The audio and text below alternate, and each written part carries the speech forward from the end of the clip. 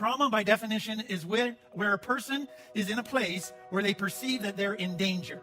So they perceive that there are dangerous circumstances, that they could get hurt, and they're not able to prevent them or handle them. And so it's either going to kill them, hurt them badly, drive them crazy, but they're in this situation where danger and getting hurt is what it's all about.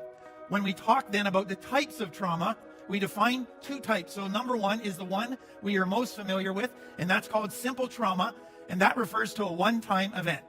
A car accident, somebody that gets raped, somebody that has their home invaded, somebody that goes into a situation where they watch somebody getting killed. One-time event trauma, it's terrible, they feel danger, it's too much to handle, and then you get PTSD that is diagnosed from that post-traumatic stress disorder.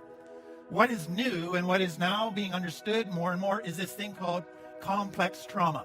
And the key with that is that a person is in a trauma situation on an ongoing basis.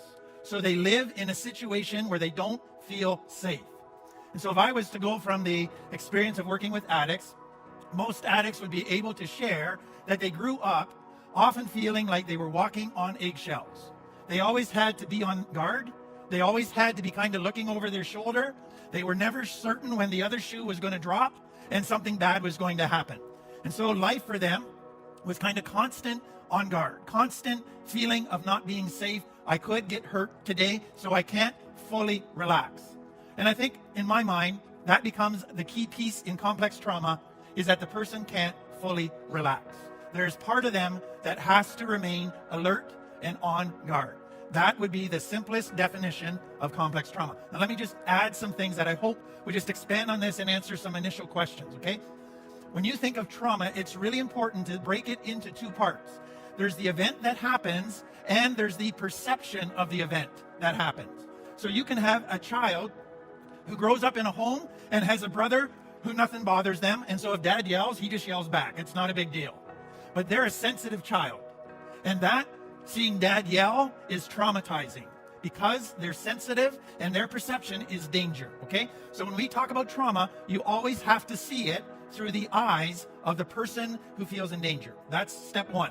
Next thing, and I've alluded to it, is that most people who are traumatized with childhood trauma were sensitive children. And when we get into the field of addiction, my kind of informal research in dealing with many clients is that about 80% of addicts were sensitive kids. And so they were very sensitive to getting hurt. That happened easily in their lives. Many people that I deal with will say to me, I don't think I experienced trauma. In fact, I had somebody say to me today, after they went through their life story, they had gone through a war, they had been moved to a country where they couldn't speak the language, where at 11 they were put back into grade 2, and they go, I don't think I had any trauma.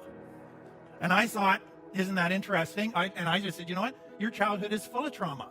But to them, that was normal. They just think every family's like that. And when they go to their friend's house and nobody's yelling at each other, they go, this is a weird family. What's the matter with them? And so what's your normal becomes what you think everybody goes through, and you don't necessarily see that as trauma.